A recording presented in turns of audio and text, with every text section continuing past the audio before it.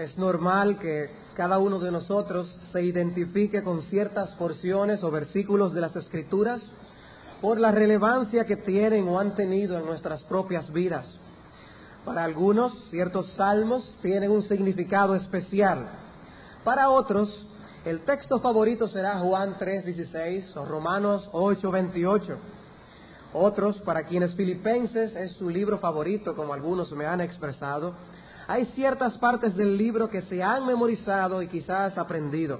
Puede ser el capítulo 1, versículo 6, estando persuadido de esto, que el que comenzó en vosotros la buena obra la perfeccionará hasta el día de Jesucristo. O puede ser el versículo 21, para mí el vivir es Cristo y el morir es ganancia. O el capítulo 4, versículo 13, todo lo puedo en Cristo que me fortalece. Pero podría casi garantizar que el texto que vamos a estudiar en esta ocasión no es el favorito de nadie. Estudiaremos la salutación, los 2 primeros versículos de la epístola. Difícilmente alguien tenga las salutaciones como sus pasajes favoritos, pero las salutaciones no solo no son favoritas, podemos decir incluso que son hasta descuidadas. Es muy fácil, hermanos, tenemos que admitir, comenzar a leer una epístola y mientras nuestros ojos están leyendo la salutación, la mente ya está pensando en la próxima sección. Decía Martin Lloyd Jones hablando sobre esto: supongo que todos nosotros en diferentes grados debemos confesarnos culpables de la tendencia a considerar las introducciones de estas epístolas del Nuevo Testamento como siendo más o menos formales. Tendemos a sentir que las introducciones son más o menos innecesarias y que podemos saltarlas con el fin de llegar al gran mensaje que sigue. En las lecturas de niños queríamos llegar al corazón de la historia y a menudo éramos impacientes con todos los detalles preliminares. Queríamos la emoción y el final de la historia.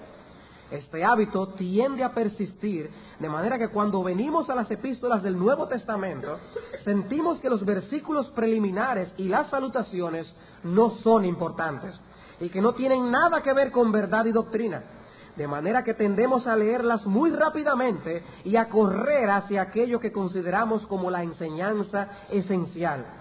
Pero esto es un error profundo, no solo con respecto a la Escritura, sino también con respecto a todo lo que es digno de ser leído. Siempre es bueno prestar atención a lo que un autor considera necesario e importante al principio, porque obviamente no lo hubiera introducido si no tuviera un objetivo en mente. Si eso es cierto en general, es particularmente cierto con respecto a estas epístolas del Nuevo Testamento, porque en estas salutaciones preliminares encontramos aspectos de la verdad que son vitales y esenciales. Y aquí vamos a introducir la epístola del libro a los Filipenses. La semana antes pasada vimos cómo el Evangelio llegó a Filipos, a esta ciudad, y cómo esta iglesia fue fundada por nuestro Señor. Han pasado posiblemente unos 10 años y ahora Pablo decide escribir a estos hermanos en Filipos. Y lo primero que hace es escribir una salutación. En la salutación de Pablo a los filipenses encontramos información relevante y necesaria sobre la vida cristiana y sobre la iglesia. Y el bosquejo de nuestro sermón es sencillo y fácil de aprender. Y espero que los niños se lo aprendan y que puedan así compartirlo después con sus padres. Creo que aún los niños se lo pueden aprender. El texto nos presenta 3 cosas: los siervos, los santos y el saludo. Son 3 S para que sea fácil de aprender: los siervos, los santos y el saludo. Leamos entonces esta salutación de Filipenses, los primeros 2 versículos de la epístola. Dice allí el apóstol Pablo: Pablo y Timoteo, siervos de Jesucristo, a todos los santos en Cristo Jesús que están en Filipos, con los obispos y diáconos. Gracia y paz a vosotros, de Dios nuestro Padre y del Señor Jesucristo. Lo primero que llama nuestra atención es que aparecen dos nombres en el saludo: Pablo y Timoteo.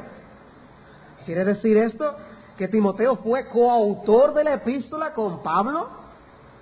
No realmente, por cuanto el resto de la epístola nos menciona que Pablo está hablando en primera persona. Si ustedes ven el versículo 3, inmediatamente después de la salutación, él dice: doy gracias a mi Dios. Yo doy a mi Dios en primera persona. El versículo 9 dice: y esto pido yo en oración. Versículo 12: quiero yo que sepáis, hermanos, las cosas que me han acontecido. Y después en el capítulo 2, él menciona a Timoteo y lo menciona en tercera persona. Él habla de que él va a enviarles a Timoteo a los filipenses. Y nos preguntamos entonces, ¿por qué Pablo menciona a Timoteo en este saludo? Bueno, probablemente por la relación que tuvo con él con la iglesia. Ustedes recordarán que él estuvo allí cuando Pablo fundó la iglesia. Y él les había visitado de nuevo en el segundo viaje misionero. Y ahora Pablo tiene para él un viaje pendiente hacia ellos, que es del que él va a hablar en el capítulo 2. Pablo quería darle a conocer a los hermanos que Timoteo era de un mismo sentir con él en cuanto a todos los acontecimientos que él narra y las exhortaciones que él va a dar en la epístola. Timoteo y yo somos de un mismo sentir. Lo segundo que llama la atención de la identificación que hace Pablo acerca de sí mismo en esta salutación es que él no se identifica como apóstol como él hace en casi todas sus epístolas. En esas ocasiones él quería dejar claro de antemano la autoridad que le había sido conferida por Dios. En el caso de los corintios, su apostolado estaba siendo cuestionado, estaba siendo puesto en tela de juicio. Por eso él les dice en el capítulo 9 de la primera epístola: ¿no soy apóstol? ¿No he visto a Jesús el Señor nuestro?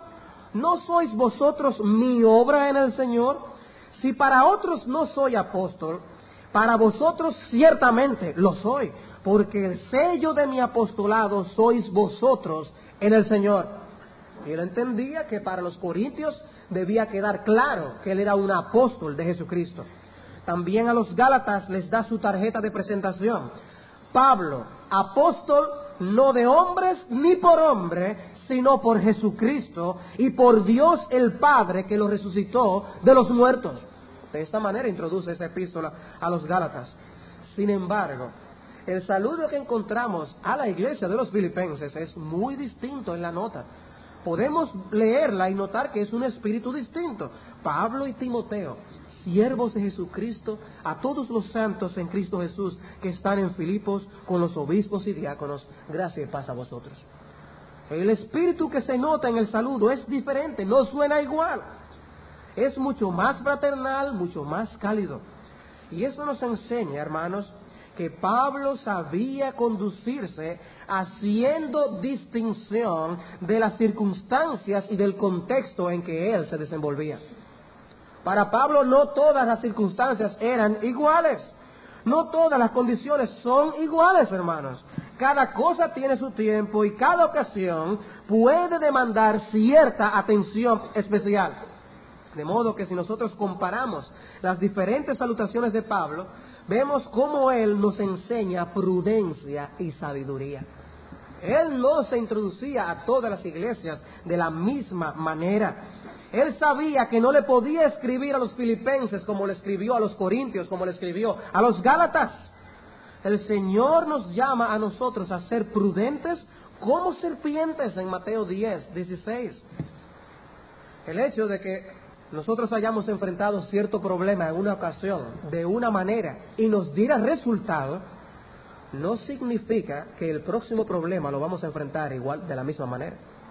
Puede ser un problema distinto, pueden ser circunstancias diferentes. Nosotros podemos encontrarnos en un estado de ánimo distinto o un estado espiritual distinto. Y esto demanda que cada ocasión sea tratada de una forma diferente. Ni siquiera el hecho de que otra persona haya tratado ese problema de una forma y le haya dado resultado, significa que nosotros tenemos el derecho de enfrentar la situación de la misma forma. son circunstancias distintas.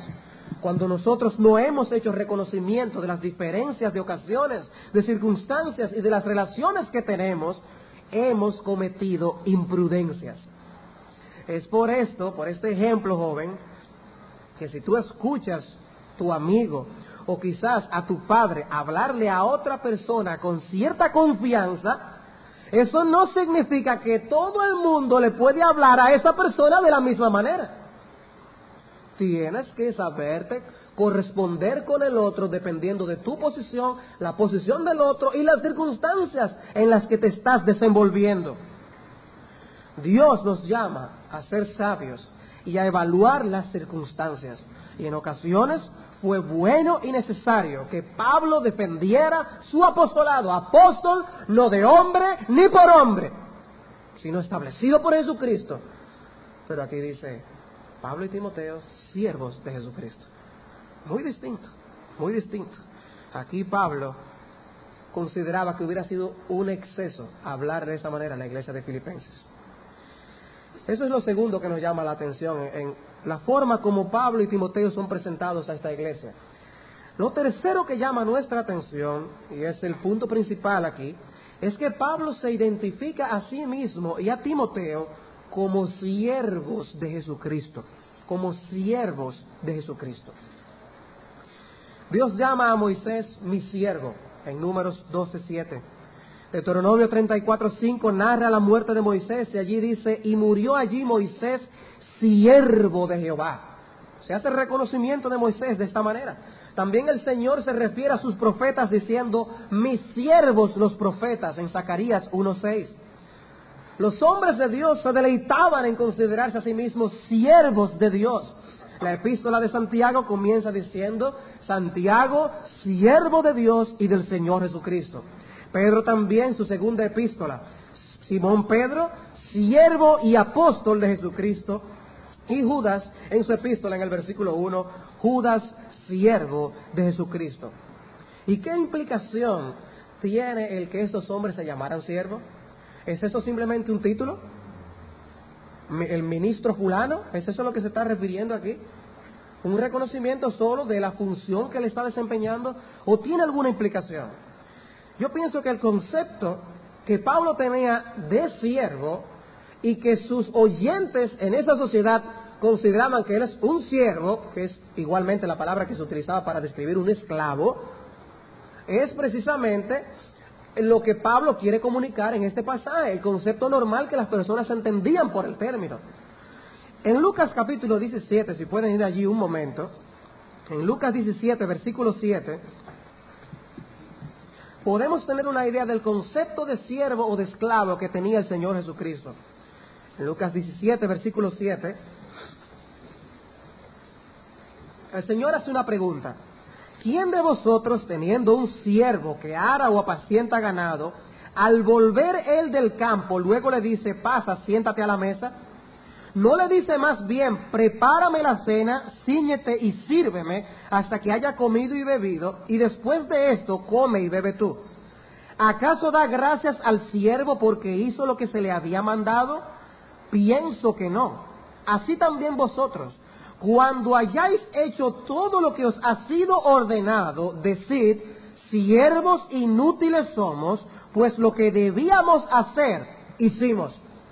Y el concepto de lo que es un siervo o un esclavo a los ojos de nuestro Señor es que un siervo es alguien que obedece lo que se le manda hacer. Y tan fuerte es el concepto, que era el concepto de la sociedad en aquellos días, que él dice, cuando un siervo hace lo que se le manda hacer, después no se le dice ni siquiera las gracias, porque era simplemente lo que él tenía que hacer. Ese es el concepto de siervo y de esclavo de la sociedad que vivían nuestros antepasados en este sentido, aquí en este pasaje.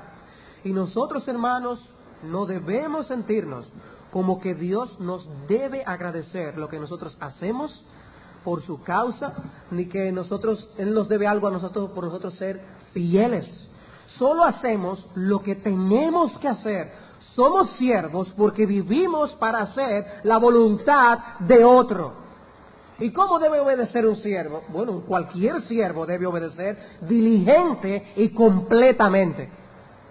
Y Pablo está diciendo, yo soy un siervo de Jesucristo. Yo soy un siervo de Jesucristo. Pablo les está diciendo con esto, no estamos para hacer ni decir nuestra voluntad. Cristo es el dueño de nuestra voluntad y cumplimos con su palabra. Por eso Samuel le contestó al Señor, habla, porque tu siervo oye. Por eso también cuando el Señor se aparece a Pablo, camino a Damasco, Señor, ¿qué quieres que yo haga? Yo soy tu siervo, mi voluntad está dispuesta para ti. Y Pablo y Timoteo se consideraban siervos de Cristo. Y por consiguiente, siervos de la iglesia. Y por consiguiente, siervos de todos.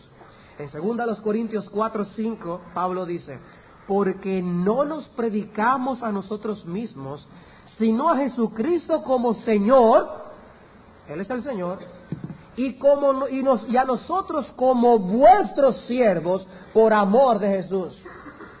Y si nosotros somos vuestros siervos, Él es el Señor, nosotros somos vuestros siervos. En Colosenses capítulo 4, versículo 12, refiriéndose a Epafras, Pablo escribió, os saluda Epafras, el cual es uno de vosotros, siervo de Cristo. ¿Y qué hacía este siervo de Cristo? Pablo entonces explica, siempre rogando encarecidamente por vosotros en sus oraciones, para que estéis firmes, perfectos y completos en todo lo que Dios quiere, porque de él doy testimonio de que tiene gran solicitud por vosotros y por los que están en la Odisea y los que están en Hierápolis. Él era un siervo de Cristo. ¿Y cómo se manifestaba esto?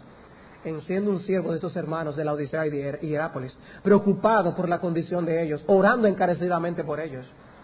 Ahí se reflejaba el espíritu de siervo de Epafras. Pero nuestro texto no solo se aplica a los que sirven al Señor en el ministerio, sino que nosotros sabemos por las Escrituras que aún los hermanos de la iglesia primitiva eran llamados ellos mismos siervos. No era un asunto de Pablo, no era un asunto de Timoteo. En Hechos 4 vemos a todos los creyentes llamándose siervos de Dios. Cuando estaban siendo perseguidos, la iglesia unánime le oró al Señor pidiendo valentía para hablar el evangelio, y ellos oraron diciendo, y ahora, Señor, mira sus amenazas y concede a tus siervos que con todo denuedo hablen la palabra. Pero ellos lo oraron como iglesia. Concédenos a todos nosotros, siervos tuyos, a hablar la palabra. Somos siervos de Jesucristo. En 1 Corintios capítulo 6, quiero que vayan allí conmigo un momento, por favor. En 1 Corintios capítulo 6, versículos 19 y 20. Un pasaje muy conocido, pero del que debemos sentir la implicación. ¿Qué es lo que Pablo está diciendo allí? Este pasaje tiene su contexto particular y Pablo lo está aplicando a esa situación. Pero vemos la enseñanza general del pasaje. En el versículo 19 dice, ¿o ignoráis que vuestro cuerpo es templo del Espíritu Santo, el cual está en vosotros, el cual tenéis de Dios, y que no sois vuestros? Porque habéis sido comprados por precio. Glorificad pues a Dios en vuestro cuerpo y en vuestro espíritu, los cuales son de Dios. Y es una visión muy natural de las personas de nuestra época, de nuestra generación. Yo hago con lo mío lo que yo quiera. Eso es mío o es mi cuerpo. Por eso, aún las feministas dicen que la mujer tiene el derecho a hacer con su cuerpo lo que ella quiera y que por tanto puede abortar. Tiene el derecho a hacer con lo que está en su cuerpo lo que ella quiera. En un sentido, todos le pertenecemos al Señor, pero un sentido mucho más especial. Aquellos que son de Cristo, aquellos que fueron comprados por Cristo, son una posesión especial del Señor. Habéis sido comprados, no sois vuestros. Vuestro cuerpo y vuestro espíritu es del Señor. En la vida cristiana, al creyente no le puede caber en los labios la expresión, eso es mío, son mis circunstancias y yo hago con esto lo que yo quiera. Esta porción de la Escritura nos está enseñando que nosotros fuimos comprados y no nos pertenecemos a nosotros mismos. Nuestro tiempo, nuestros talentos, nuestra vida, todo es del Señor. Pero con cuánta facilidad demandamos el derecho sobre las cosas que nosotros podemos hacer con nuestras fuerzas. Fui yo que sudé por eso. Yo hago con eso lo que yo quiera. Pero en la vida cristiana, hermanos, esto no debe ser así. Fuimos comprados, no nos pertenecemos a nosotros mismos. Hermanos, por eso no debe ser difícil. No debe ser difícil en una iglesia, y menos en una iglesia con la cantidad de personas como esta, encontrar a aquellos siervos voluntarios que van a servir a Cristo y por ende a su pueblo.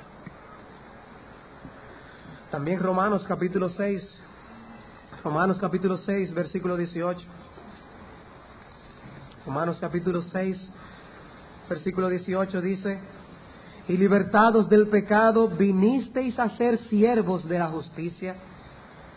Vinisteis a ser siervos de la justicia. Hablo como humano por vuestra humana debilidad, que así como para iniquidad presentasteis vuestros miembros para servir a la inmundicia y a la iniquidad, así ahora para santificación presentad vuestros miembros para servir a la justicia. Porque cuando erais esclavos del pecado, erais libres acerca de la justicia. Pero ¿qué fruto teníais de aquellas cosas de las cuales ahora os avergonzáis?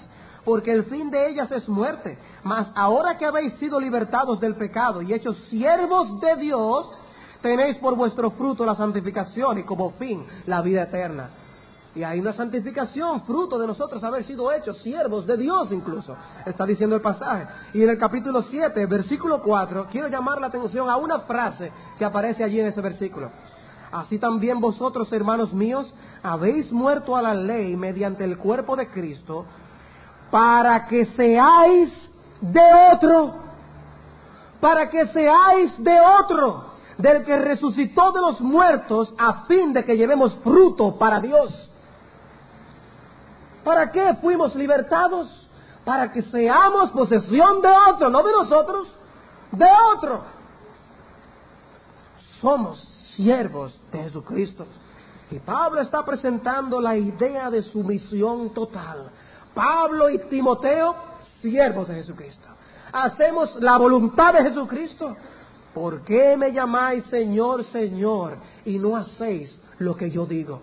Es una incongruencia llamar a Cristo Señor si no hacemos lo que Él nos dice. Y muchas personas se deleitan en llamar a Dios su Señor, o el Señor y el Señor, pero no lo tienen como realmente aquel cuyas órdenes son obedecidas. ¿Por qué me llamáis Señor, Señor? Decía Cristo, y no hacéis lo que yo digo. Es una incongruencia. La esclavitud, hermanos, era un aspecto común del mundo grecorromano en el que Pablo se estaba desenvolviendo. Él sabía que el esclavo no era autónomo. Él está diciendo, yo no soy autónomo. Yo no vivo independiente. El siervo estaba atado a las demandas de su amo. Y Pablo lo que está haciendo es gloriándose en aquello que era repugnante para sus contemporáneos. Somos libres y nosotros en esta colonia romana, en Filipos, nosotros no somos esclavos de nadie, nosotros somos una colonia de los romanos. Algunos la llamaban incluso a Filipos una pequeña Roma. Libres, somos ciudadanos de primera categoría. Y Pablo está diciendo, yo soy esclavo de Jesucristo.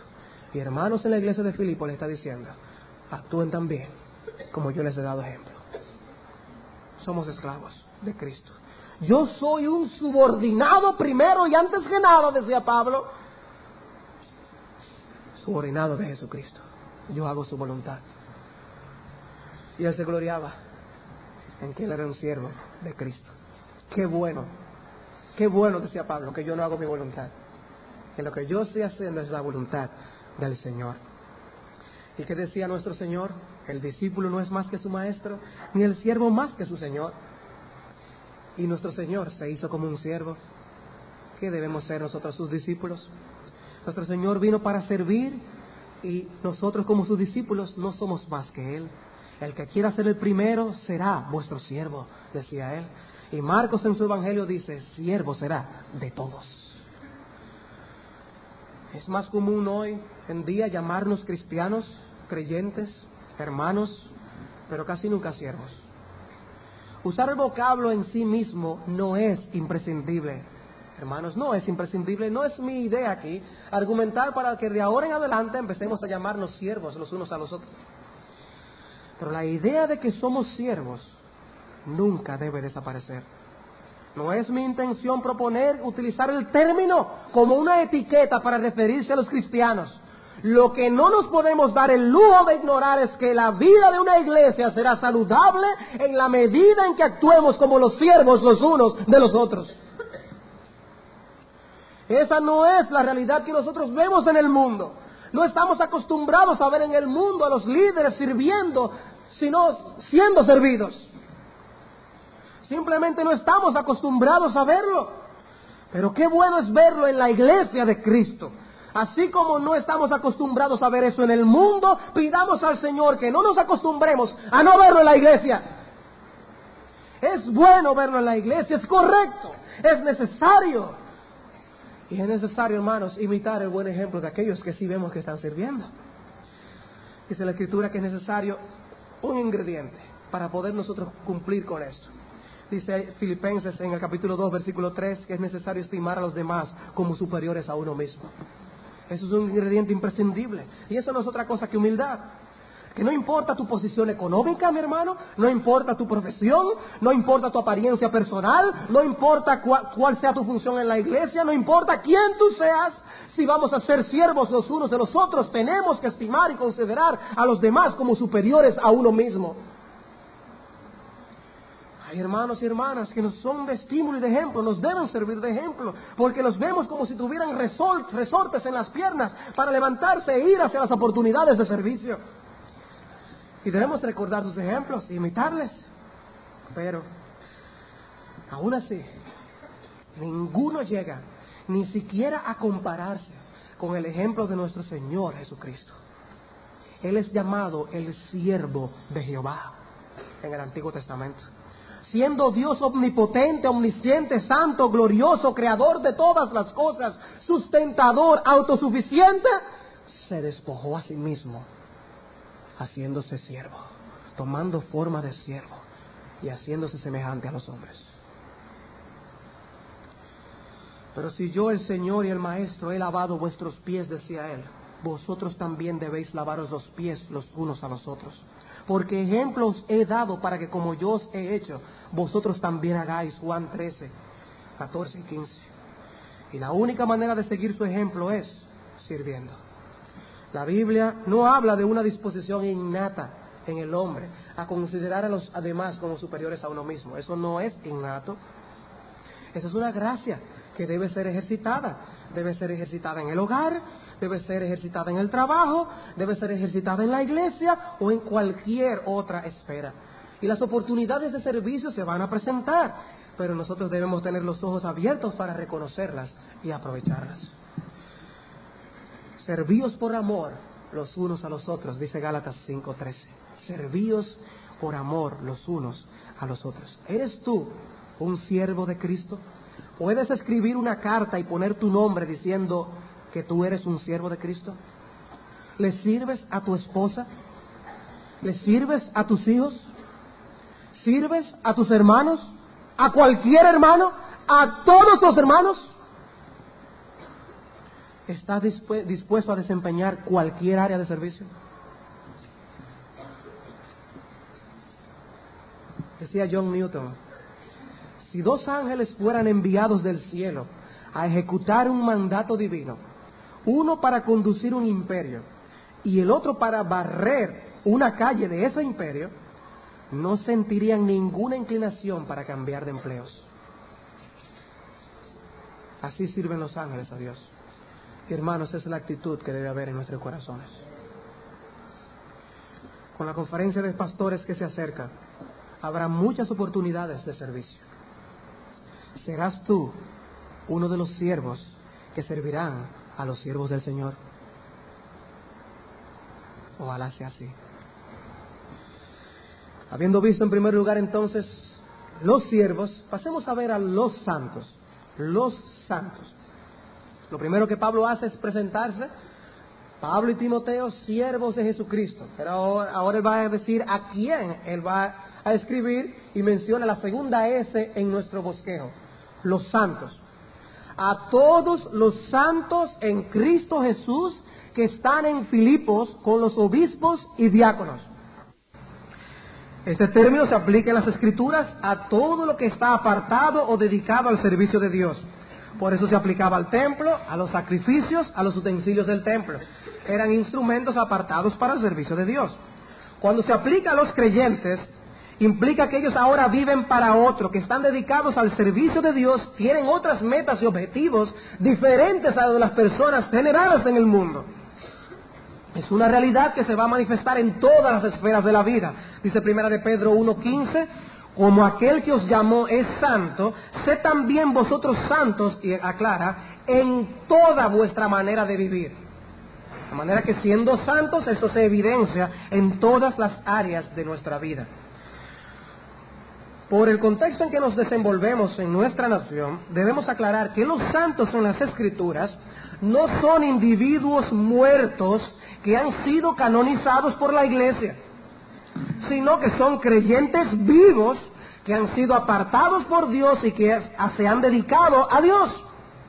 Por ejemplo, en Efesios 6:18 se nos enseña que nosotros debemos orar no a los santos, sino por todos los santos. La enseñanza tradicional es que las personas le oran a los santos para que ellos hagan algo con la gracia que les excede a ellos. Pero lo que la Biblia nos manda es a orar por los santos. En dado caso debíamos orar por ellos. Pero ni siquiera la Biblia nos dice que debemos orar por los muertos, sino orar por los santos vivos. Eso es todo. La Biblia identifica a los santos con los creyentes que están vivos. Y no debemos orar ni siquiera por los santos que han muerto. O sea que no hay nada que hacer con los santos muertos en el sentido de la oración. Y en Efesios 4:12 nos dice que Cristo dio dones a la iglesia a fin de perfeccionar o equipar a los santos para la obra del ministerio, para la edificación del cuerpo de Cristo. O sea que los dones que da una iglesia es para equipar a los santos, los miembros de la iglesia, a que hagan la obra del ministerio, de servicio en la iglesia. Eso es todo. Esos son los santos en las Escrituras. La Biblia no presenta a los santos como seres separados del resto por su perfección. No. La Biblia llama santos a todos los creyentes. Alguien ha sugerido incluso que la razón por la que los santos son canonizados mucho tiempo después de muertos es para poder cubrir los defectos de carácter que tenían esos hombres y mujeres y que de seguro eran conocidos por sus contemporáneos. Entonces lo hacen santos muchísimos años después para que no se sepa nada de eso. Pero la Biblia no identifica el vocablo santo con perfección. De hecho, después de Pablo expresar que está escribiendo sus cartas a los santos de las iglesias, entonces él procede a corregir sus errores, a reprender sus pecados, a exhortarles en su desánimo, porque todas esas son realidades que no son incompatibles con el hecho de ser santos. La Biblia llama santos a todos los creyentes. Alguien ha sugerido incluso que la razón por la que los santos son canonizados mucho tiempo después de muertos es para poder cubrir los defectos de carácter que tenían esos hombres y mujeres y que de seguro eran conocidos por sus contemporáneos. Entonces lo hacen santo muchísimos años después para que no se sepa nada de eso. Pero la Biblia no identifica el vocablo santo con perfección. De hecho, después de Pablo expresar que está escribiendo sus cartas a los santos de las iglesias, entonces él procede a corregir sus errores, a reprender sus pecados, a exhortarles en su desánimo, porque todas esas son realidades que no son incompatibles con el hecho de ser santos. Se encuentra latente, sin embargo, en el uso de este término, la idea de que la relación con Dios incluye una conformidad con su voluntad y con su carácter. Somos santos, no somos perfectos, pero sí nosotros nos apartamos del pecado. Eso lo vemos, por ejemplo, en un texto como Efesios 5:3, donde dice: pero fornicación y toda inmundicia o avaricia, ni aun se nombre entre vosotros como conviene a santos. Los creyentes dicen: no podemos vivir nombrando y albergando en medio nuestro la fornicación, la inmundicia, la avaricia, como si no fuera nada. Dice, no, entre los santos tal cosa ni se nombre. Hay una implicación entonces en el hecho de ser santos, ser llamados santos en las Escrituras y ser apartados del pecado. Y lo primero que eso nos llama la atención en cuanto a la aplicación a nosotros de este término santos, es que esta epístola fue escrita a todos los hermanos de la iglesia, a todos los hermanos de la iglesia. Y eso significa que todos nosotros debemos ver esta epístola como buena para todos nosotros, para todos. Decía Martin Lloyd-Jones, permítanme enfatizar que esta carta no fue dirigida a algunos cristianos inusuales y excepcionales. No es una carta dirigida a un gran erudito o teólogo. No es una carta dirigida a maestros. No es una carta para especialistas, sino para miembros de la iglesia ordinarios. Esto es, desde todo punto de vista, una observación muy importante. Y es así por la siguiente razón, que todo lo que el apóstol dice aquí acerca de los cristianos y de los miembros de las iglesias debe ser igualmente cierto de nosotros.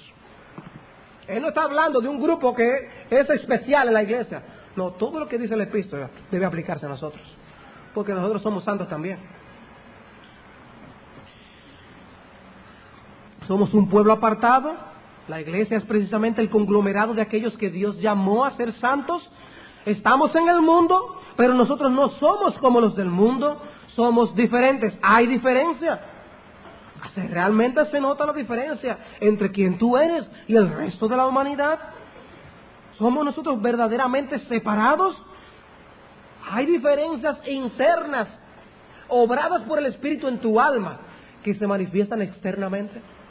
Porque el énfasis no es simplemente nosotros aparentar estar apartados del pecado, eso hacían los fariseos, sino que son las manifestaciones de nosotros haber sido salvados por Jesucristo y por ende nos apartamos del pecado, por esa obra que Él ha hecho en nuestra vida. Es interesante estudiar, no tendremos el tiempo en esta ocasión para detenernos a ver este pasaje, pero estudiar Levíticos capítulo 19. Allí se nos exhorta a nosotros ser santos. Y después, ¿qué es lo que hace Moisés? Simplemente empieza a dar regulaciones de cómo nosotros vamos a manifestar esa santidad. Ser santos como yo soy santos. Entonces, no tengan dioses ajenos. Entonces, no sean mentirosos. Entonces, no hagan esto, no hagan lo otro. Y empieza a dar prácticamente los mandamientos. Ser santos, estar apartados del pecado, es estar obedeciendo la palabra del Señor. Es ser obedientes a la voz de Cristo. Eso es un santo. Ser miembro de una iglesia implica que uno está comprometido con seguir la voz de Cristo como nuestro pastor. Somos sus ovejas que seguimos su voz.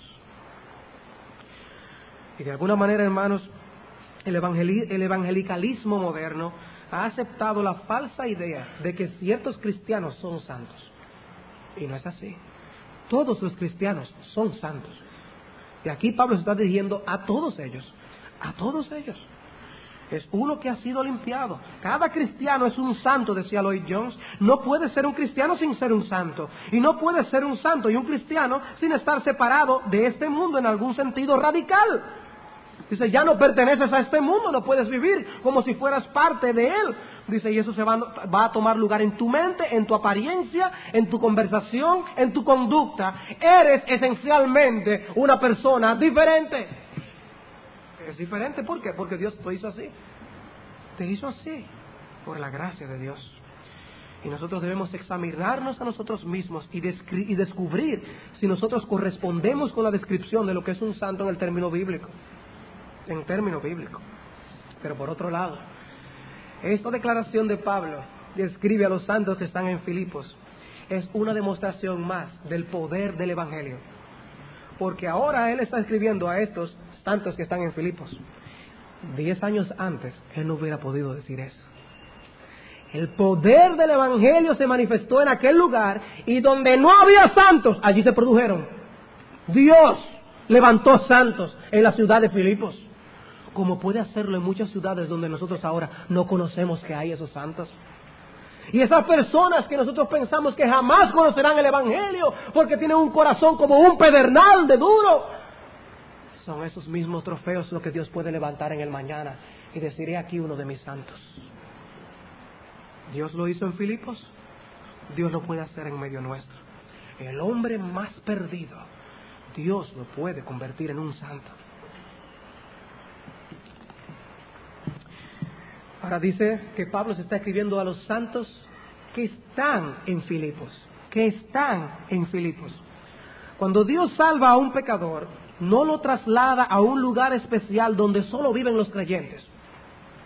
Ahí tienen una comunidad especial, como algunas sectas religiosas hacen. Dios salvó a estos filipenses, ¿y qué hizo? Los dejó en Filipos. Dios no nos saca del mundo, sino que nos deja en Él. Sin embargo, los santos de esa localidad se congregaban todos juntos en un lugar. Estos santos tenían una misma visión, una misma meta y objetivo ahora, distintos al resto de la ciudadanía de Filipos, y ellos se congregaban todos juntos. De manera que tenemos un grupo de creyentes que se constituyen en iglesia, pero que se desenvuelven normalmente en la sociedad. Y es así que son un foco de luz en medio del mundo que está en tinieblas. De esa manera, con la penetración del Evangelio en la sociedad, Cristo llama a los perdidos. Y fue así que te llamó a ti, y fue así que me llamó a mí. Porque el Evangelio penetró en la sociedad, y debemos seguir penetrando en la sociedad. Que el Evangelio siga metiéndose en todas las esferas de la sociedad, tocando corazones. Y esos son los testimonios que después nosotros oímos cuando pasan por las aguas del bautismo. Alguien me predicó, yo oí la palabra, conocí a fulano y me dijo, yo era empleado junto con aquel en tal sitio. Es siempre lo que pasa, porque es así que el Evangelio va penetrando en la sociedad. El desenvolvimiento normal de la vida de un cristiano está relacionado con la vida y ministerio de una iglesia local. Ahora estos hermanos estaban en Filipos. Pablo puede escribirle y decir a los santos que están en Filipos, no a los que están dispersos en Filipos, a los que se congregaban allí todos juntos. Todo el Nuevo Testamento presupone que el creyente no vivirá en aislamiento. El creyente no vivirá en aislamiento. No es la idea de las Escrituras que tú te pases la vida cristiana como un creyente independiente. No es la idea de las Escrituras que tú digas que eres de Cristo, pero nunca se lo dices a nadie. No te identificas con un grupo de hermanos en algún lugar. No es la idea de las Escrituras. La idea de las Escrituras es que tú te identifiques con un pueblo de Cristo en una localidad particular y decir, yo soy miembro de la iglesia de Cristo. Pablo no escribe a las iglesias, a los hermanos que están desamparados, sin iglesia, ¿no? Pablo le escribía a los hermanos en las iglesias. Hay algunos hermanos que se van de la comunión de la iglesia tan pronto como se acaban los servicios. Como gacelas brincan. Hay ocasiones cuando por diferentes circunstancias las personas tienen que salir así. Pero no hay justificación para que siempre tenga que ser así. Pablo entendía que los santos de Filipos iban a estar juntos y unidos. Y si alguien dirige una carta a los creyentes que se congregan en la iglesia bíblica del Señor Jesucristo, ¿sientes que te están enviando esa carta a ti? Cuando se lee una carta los miércoles, ¿tú sientes que tú estás involucrado cuando se pide que oren por ellos, que te lo están pidiendo a ti? Cuando te dicen que están orando por la iglesia, que están orando por ti, ¿te sientes identificado con la iglesia? Intégrate a la vida de la iglesia, mi hermano. Intégrate a la vida de la iglesia. Conozcan a los hermanos de la iglesia y déjense ser conocidos por los hermanos de la iglesia. Eso es la idea de lo que nosotros podemos aprender de los santos que están en Filipos. Ahora, el apóstol aclara, dice allí, con los obispos y diáconos. A los hermanos que están en Filipos, con los obispos y diáconos. No estaban abandonados allí estos hermanos. No estaban allí cada quien gobernándose a sí mismo. No hacía cada quien su voluntad como creyente. Debemos aclarar que la epístola va dirigida a toda la iglesia. No es una epístola pastoral como lo es las cartas a Timoteo o a Tito, pero todo lo que dice aquí lo dice a los hermanos de la iglesia, pero dice junto con los obispos y diáconos. La iglesia, hermanos, son los creyentes, los hermanos, no los líderes. Eso debemos tenerlo claro. Como alguien ha dicho, siempre debe ser recordado que el ministro existe para la iglesia, no la iglesia para el ministro. Debe ser recordado. Sin embargo, Pablo menciona aquí a los obispos y diáconos de manera particular, siendo esta la única ocasión en las epístolas en la que incluye a los líderes en su salutación. La única ocasión. Y quizás lo hace así para mostrar la gratitud por la ofrenda que todos los líderes diligentemente colectaron para enviársela a Pablo mientras estaba preso.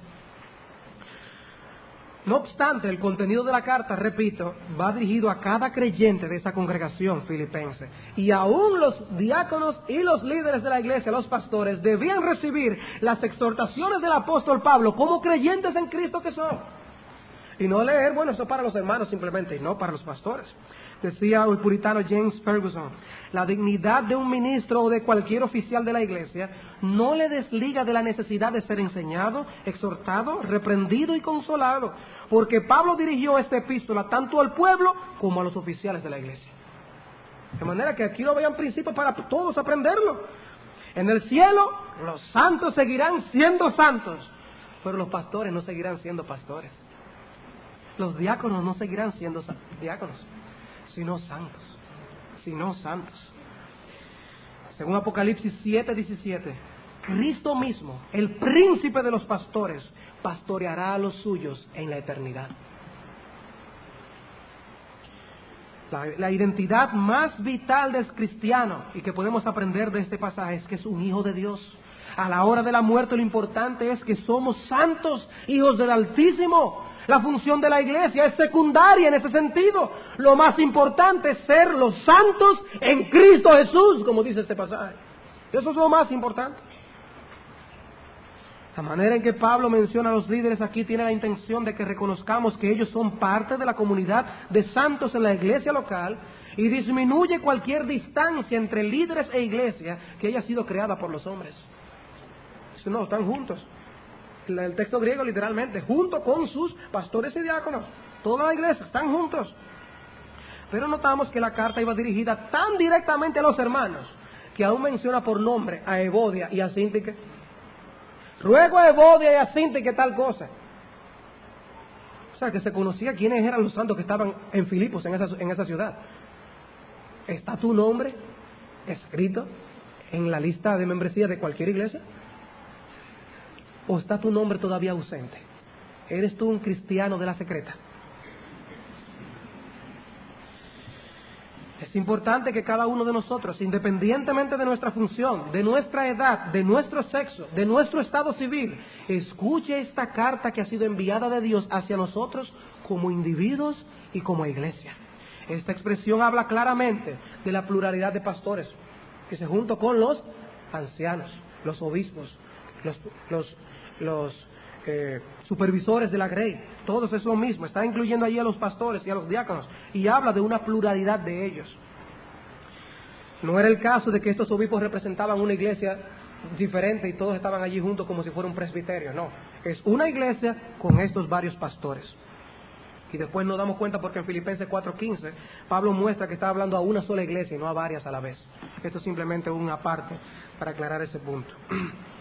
Bien, hermanos, hemos visto los siervos, los santos, nos falta una S para los niños que van siguiendo la línea del bosquejo, y es el saludo que veremos brevemente, el saludo.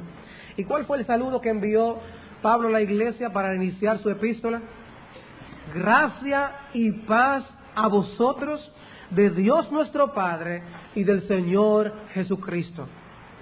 Gracia y paz a vosotros de Dios nuestro Padre y del Señor Jesucristo. O literalmente, como dice el pasaje, gracia a vosotros y paz de Dios nuestro Padre y del Señor Jesucristo. Lo primero que presenta es gracia. Pablo enumera las dos gracias que desea para los filipenses y luego menciona la fuente de donde vienen estas gracias. Las gracias, gracia y paz.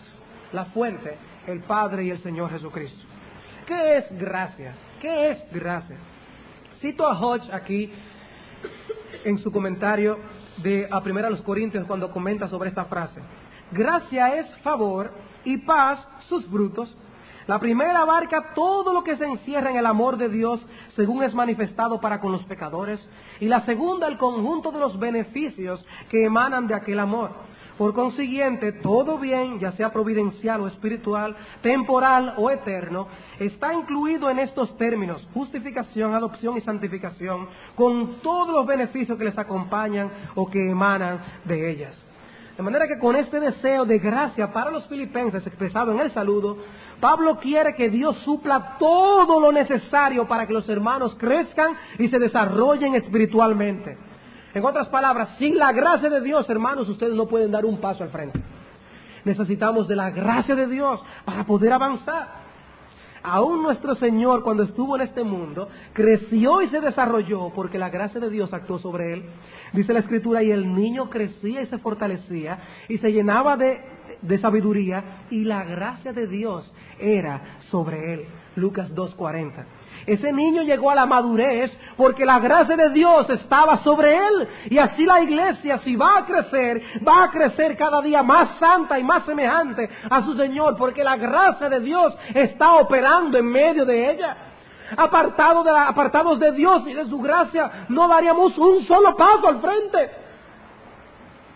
Sin la gracia de Dios, todos nuestros esfuerzos serían en vano. Y la iglesia primitiva conocía esto muy bien. Cuando en el primer viaje misionero ellos iban a enviar a Pablo y a Bernabé, dice que la iglesia los encomendó a la gracia de Dios. Y cuando salen en su próximo viaje misionero, parte Pablo y sale Silas, y dice que la iglesia los encomendó a la gracia de Dios. Cada empresa, cada actividad de nuestra congregación debe ser encomendada a la gracia de Dios. ¿Por qué? Porque sin la gracia de Dios no se puede hacer. No se puede.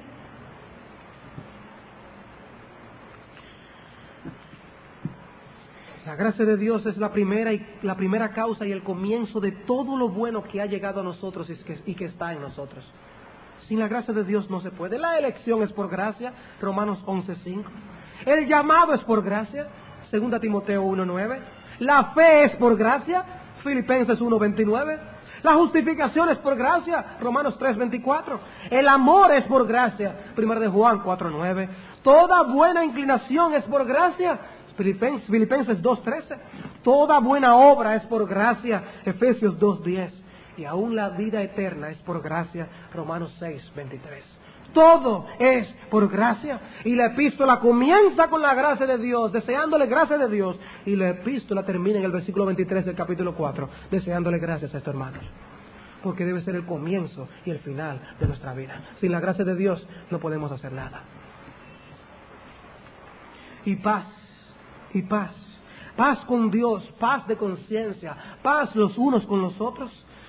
Dice John Murray, paz es el favor reconstituido con Dios basado en la reconciliación realizada por Cristo. Solamente cuando apreciamos las implicaciones de la enajenación de Dios y la realidad de la ira que esa alienación revela, es que podemos entender la riqueza del concepto bíblico de la paz, tal como es enunciada aquí por el apóstol. En otras palabras, Pablo les desea paz, hermanos, con el trasfondo de que una vez fuimos enemigos de Dios. Enemigos de Dios.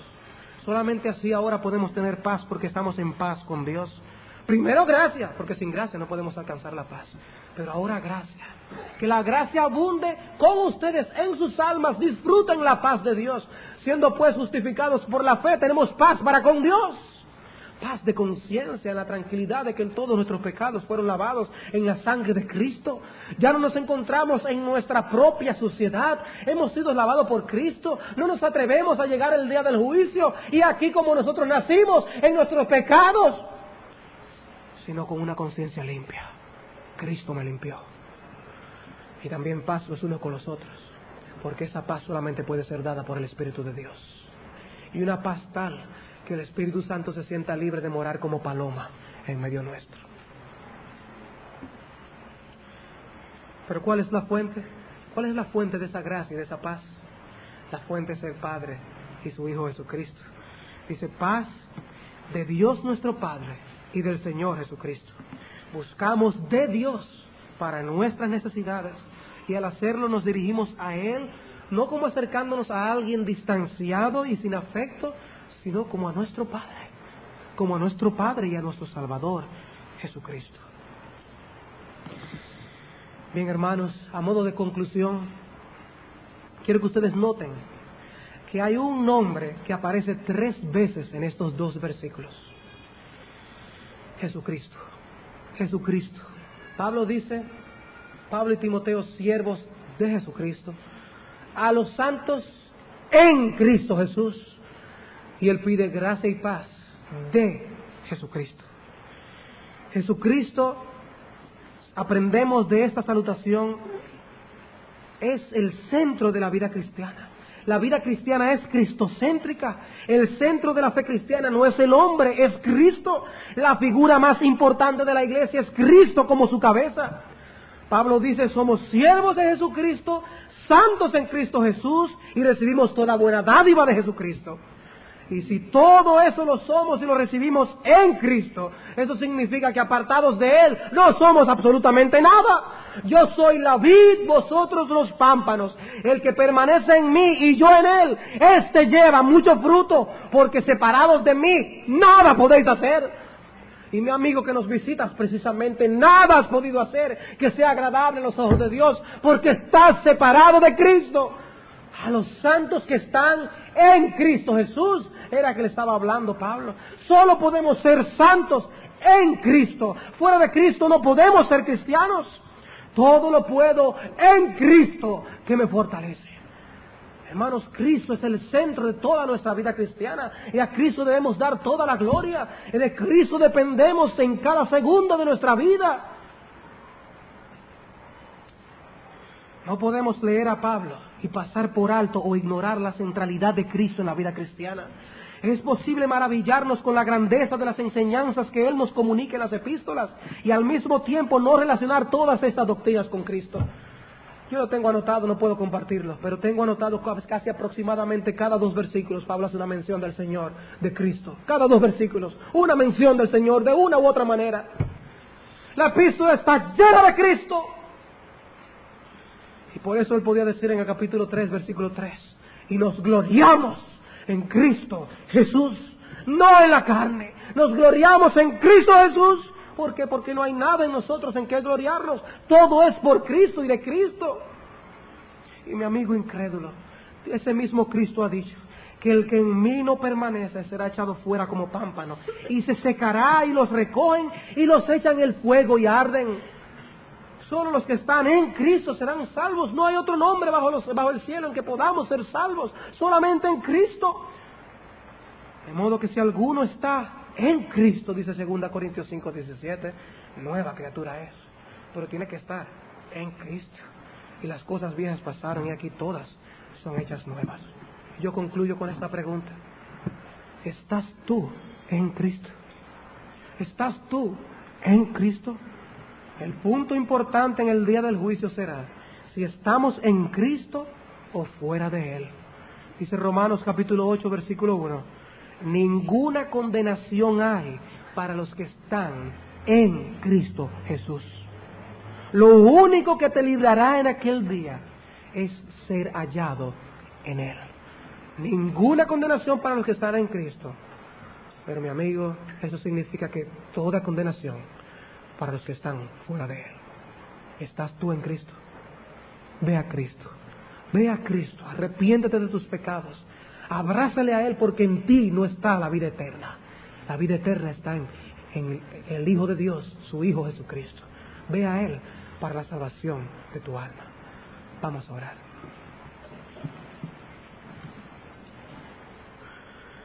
Señor y Padre nuestro, queremos darte gracias porque vemos como tu Espíritu Santo aún inspiró a este sagrado escritor a escribir una salutación que nos enseña esas cosas. Te suplicamos que tú nos permitas vivir por la identidad que tú nos has dado como creyentes. Tú nos has llamado siervos, nos has llamado santos. Permítenos y danos la gracia para poder vivir como tales. Te suplicamos, oh Señor, que a través del ministerio de tu Espíritu estas cosas queden en nuestras almas, de manera que podamos servirnos los unos a los otros y vivir apartados del pecado, y todo esto para la gloria de aquel de quien nosotros recibimos toda bendición, nuestro Señor Jesucristo. Sea Él reverenciado y altamente alabado en nuestras vidas, en nuestras almas y aún en aquellos que nos visitan. Te pedimos por su salvación, gánalos para ti, para que tengas más personas que te alaben y te glorifiquen. Te lo pedimos en Cristo Jesús. Amén.